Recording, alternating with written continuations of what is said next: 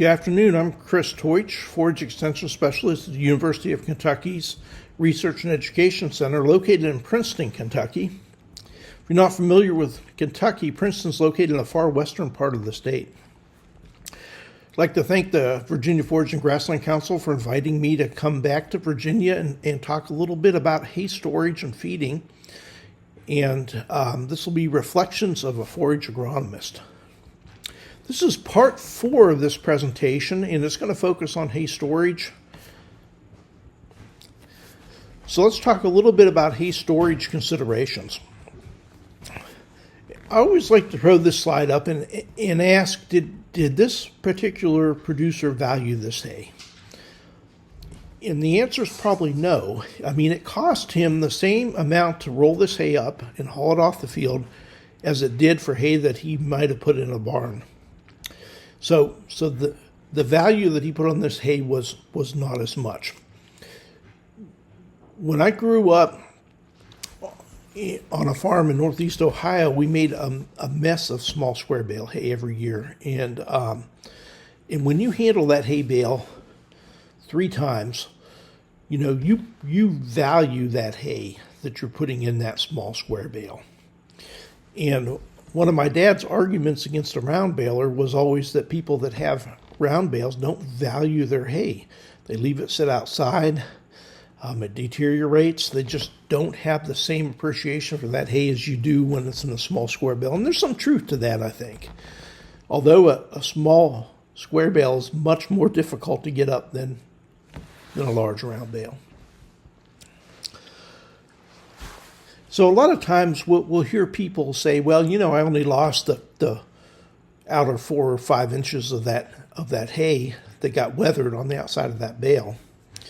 And actually, when you lose 4 inches on a 4x5 bale, I mean, you're losing 25% of the volume of that bale. So it's a significant amount. So it's not just a little bit when we lose a few inches on the outside. It's a considerable amount of volume of that total bale. And that's kind of what this table is showing. If we look at a 4x5 bale and we're losing 4 to 6 inches, we're going to be losing between 25 and 35% of that total bale volume. So that's a significant amount of hay loss when we have refusal of that outer crust of that bale. This is some data from Dr. Scheiner's at the University of Wisconsin, and he's done a lot of bale storage work over the years. So this on your left would be a twine-wrapped bale sitting on the ground, and then the same bale on a pallet. And what you'll notice if you look at the bottom of this bale is that it's wicking moisture up from the ground.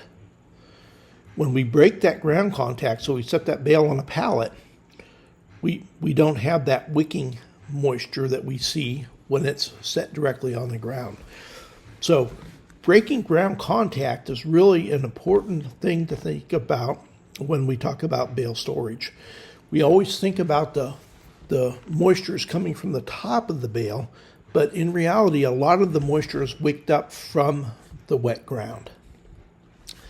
Showing the same thing, except we have a twine-wrapped bale and a net-wrapped bale, and the net-wrap did help in this case, it appears, that, but we're still getting some water uptake from the bottom of that bale.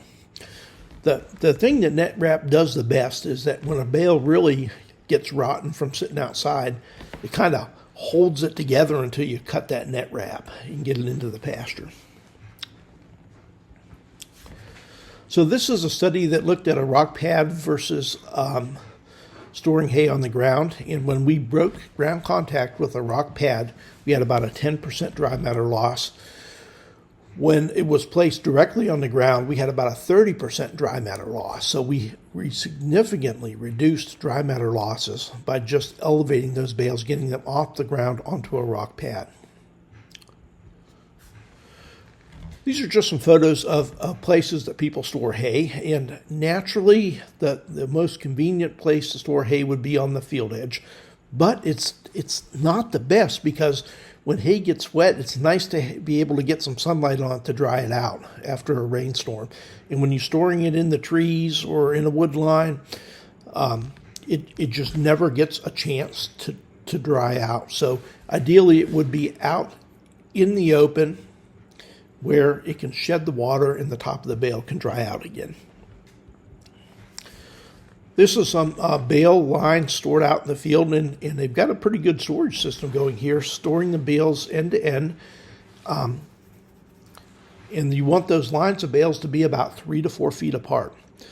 You don't want the bales to be right up against each other like in this photograph. If they're right up against each other, when they shed the water, there's no place for the water to go, and they generally spoil right where those bales are touching. So these lines should be 3 to 4 feet apart, kind of like these are set up here.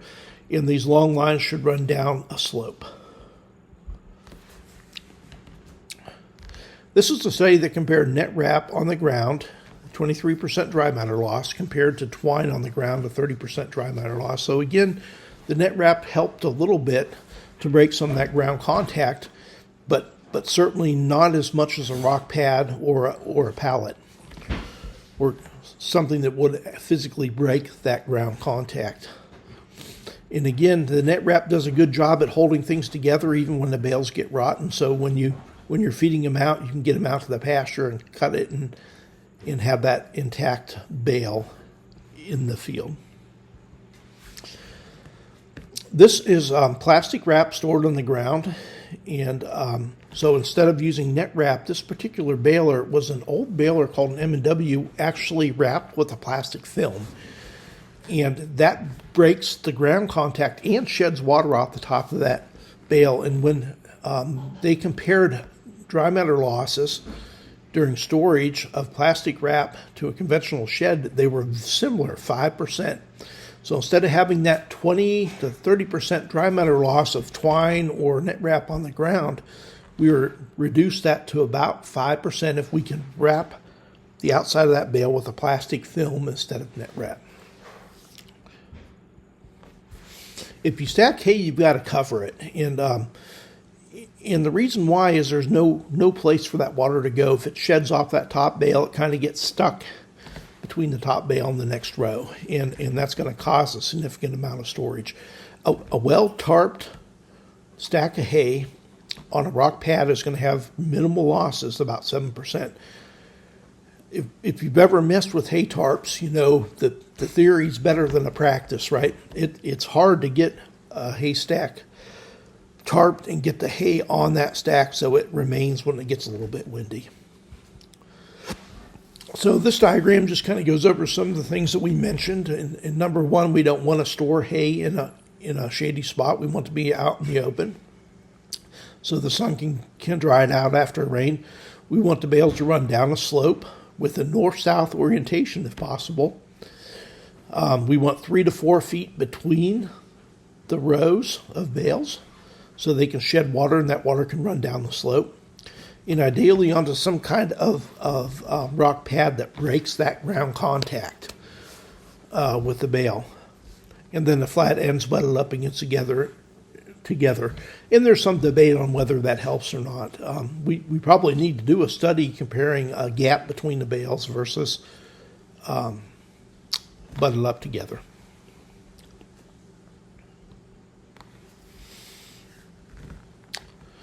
All right, that's the end of this section, and we'll be moving on to the 5th section, hay feeding considerations. So we talked about storage, now we're going to talk about hay feeding considerations.